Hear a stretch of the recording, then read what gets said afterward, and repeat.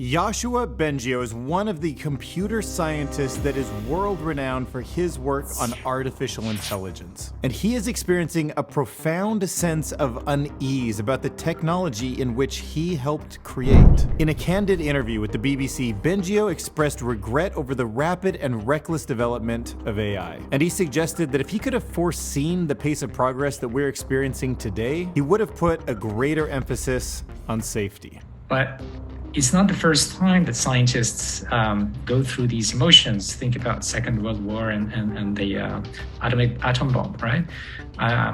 There are lots of analogies there. Now, earlier this year, he expressed support for monitoring big AI systems like ChatGPT. In an interview with the Financial Times, he emphasized the importance of being able to track these big systems for potentially illegal or dangerous uses of these advanced technologies. Then following that up, Bengio published an article in The Economist that stressed the urgency of addressing the risks associated with AI. He also argued that the potential for a catastrophic outcome is significant. In fact, it's significant enough that he thinks it warrants immediate action, and underscored the need for proactive measures in the management and regulation of AI technologies. And that's what we're looking into in this video. So first, let's talk about who is Yoshua Bengio and what were these significant contributions that made him one of the pioneering figures in AI. So Yoshua got his PhD in computer science back in 1991, and he did his dissertation on artificial intelligence. After that, he held a postdoctoral position at the Massachusetts Institute of Technology,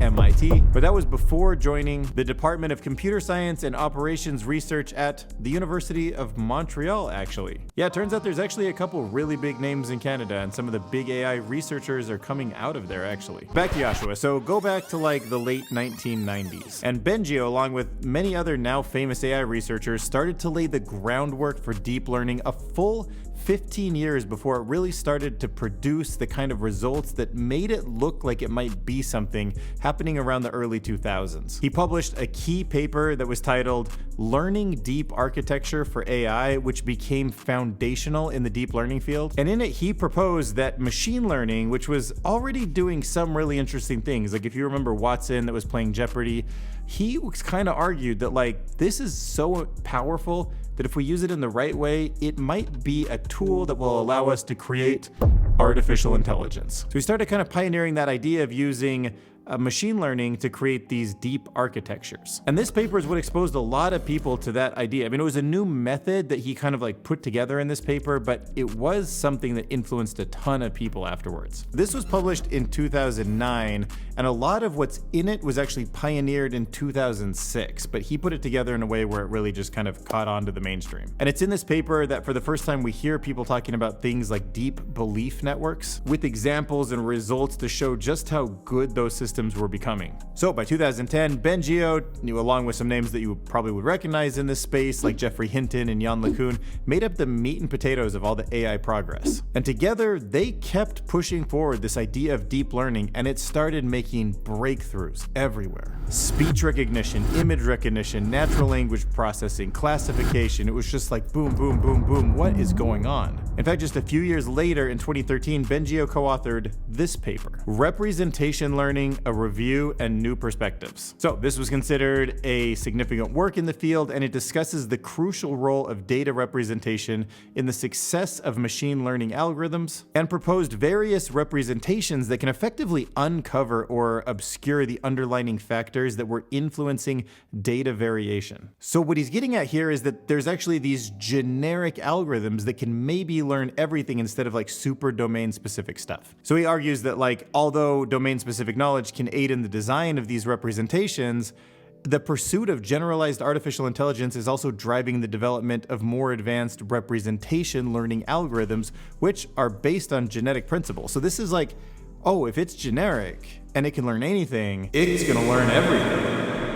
IBM was also kind of early to the whole AI thing, But they were working on these really curated data sets. They wanted to make a big impact with artificial intelligence in the medical field, so they were finding these super curated medical kind of pieces of data and trying to feed them into AI systems that were using machine learning. But it was so expensive and so specific that it turned out generalized systems actually started catching up and in some cases outdoing these specialized systems, and I don't think a lot of people really saw that coming. So this paper reviews a lot of the advancements in unsupervised feature learning and deep learning that include more generalized things like probabilistic models, autoencoders, manifold learning, and deep networks. And even though this is a little technical, it also addressed some key unresolved issues in the field, like determining the optimal objectives for learning a representation that comes from a bunch of data, and the process for computing these representations once you even know what you're trying to represent, and then addressing the relationship between those representations and what you're actually trying to learn, which is where that density estimation and the manifold learning come into play, from what I understand. By the way, manifold learning is like a super cool word, but it's really not anything that's like super hard to get your head around or complicated. It's just a type of unsupervised learning that's trying to find structure in data. We call it a manifold just because it's like like a sheet of paper or something that you could imagine in 3 dimensions, but it just bends and folds and stuff in different ways. So the idea is that even though data can live in these higher dimensional structures, like a bunch of different data points can live perpendicular to one another, all of that complexity can actually be described in a more simple way, like a rough estimate of the actual specific details. And that estimate can be represented in a lower number of dimensions, making it just much more simple to compute, and can be described in some ways with like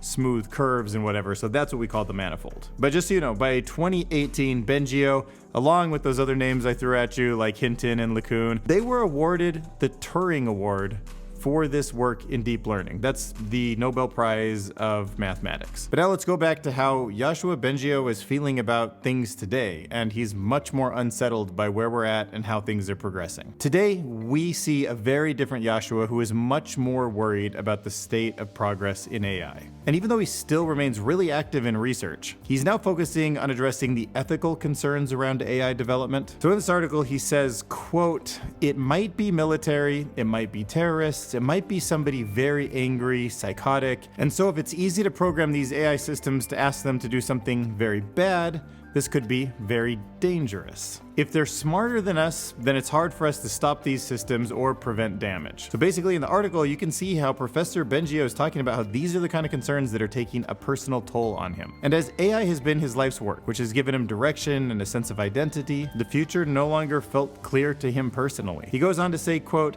"It's challenging, emotionally speaking, for people who are inside the AI sector.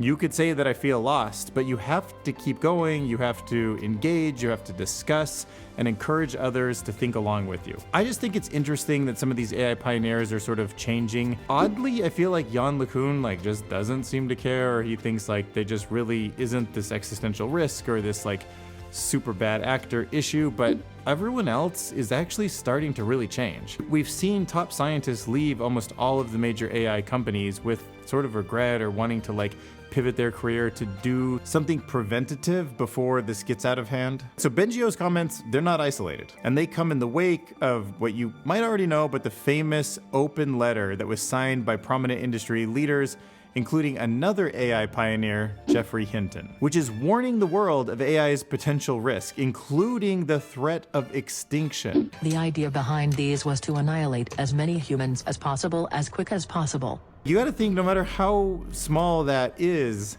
that's really dangerous.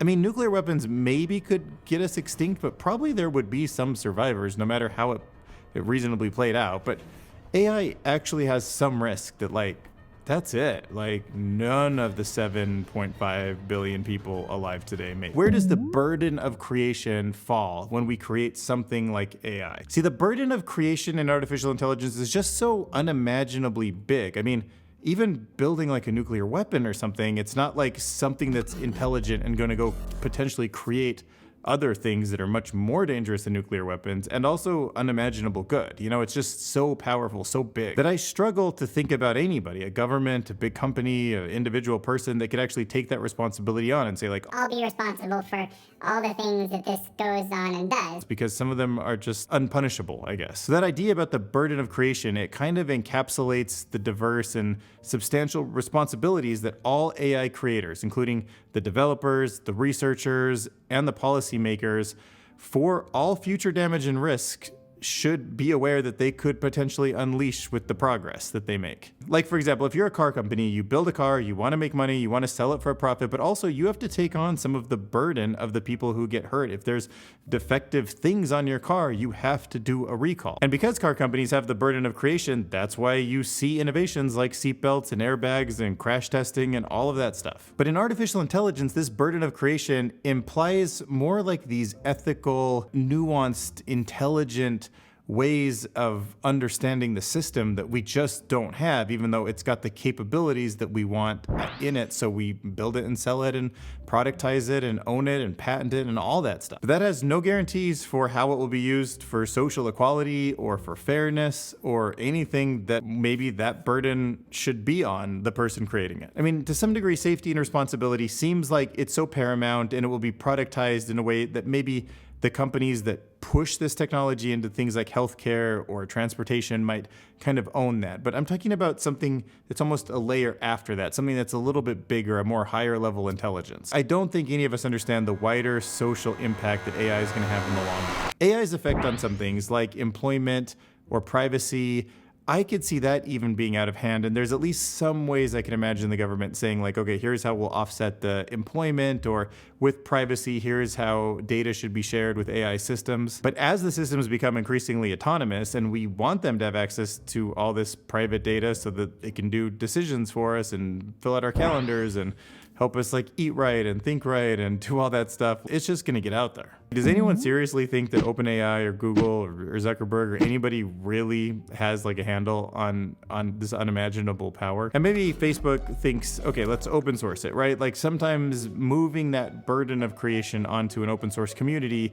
is a way to balance things out. A bunch of people have the tool, some can use it for bad, but then a lot of others, the majority, will use it for good, and there will always be people who have more interest in like suppressing the bad, so it's a kind of a chicken or egg thing. And honestly, that might be the best way to go about this, but on the other hand, maybe it's just so powerful that the better way to do is keep it kind of locked down, only give access to a few people who are highly vetted and trusted. You know, that's a debate that we're having right now. But somehow in a perfect world, it feels like we need anybody who uses AI for anything to also somehow be tied to the ultimate consequences of everything that thing does, and maybe even further iterations of it and evolutions of it, and that's super hard to do. To address one of Bengio's primary worries, which is the potential of abuse by AI by, quote, bad actors. So he fears that AI could be weaponized by various groups, militaries and terrorists and all that stuff. But also it's not just about bad actors. This AI system could just be used to create advanced monitoring systems. And infringing on privacy or weaponizing the information collected about people that would have in the past been like private information also seems really irresponsible. And that might end up being something that's legally done, or it's something the government's in charge of, or somebody that like a boss at a company is monitoring their employees, or maybe parents are monitoring their children. That's gonna get crazy. And of course, misinformation with deepfakes is gonna be like rampant. And then probably the solution to that is to make sure you lock in things that you actually want to know you did into like something like the blockchain. You know, we don't really have good systems for that as of today, and it'll take a long, hard road before a bunch of our systems lock down information that way so that we can prove what we've done in the past is actually us. So I mean, that's going to be a huge hurdle for society. But Yoshua is doing, I think, the only thing you can, which is advocate for a super proactive attempt to try to get ahead of this thing. I mean, they're not going to be perfect, but just like Yoshua says, right now is the time to implement frameworks and policies that ensure AI is developed and used in a way that benefits society and prevents harm. So this is why he says like we need way more rigorous monitoring over what these systems are doing, who's using them, and we need to build probably AI systems to monitor right away other systems. And we probably need broad education on it too. Like of course computer scientists need to think about this, but probably broad education also. But we're still early enough that there's still a lot we can do to make this a safer gamble, like minimize the risk. So don't get discouraged about it yet. Like we should still go out there and try to do some preventative actions. And one action you could take is smashing that subscribe button. Help me get to my next goal, 10,000 subscribers. If you like this kind of content, make a comment below. I would love to engage in a conversation about this. Let me know what you think of Yoshua's comments. Thanks for watching.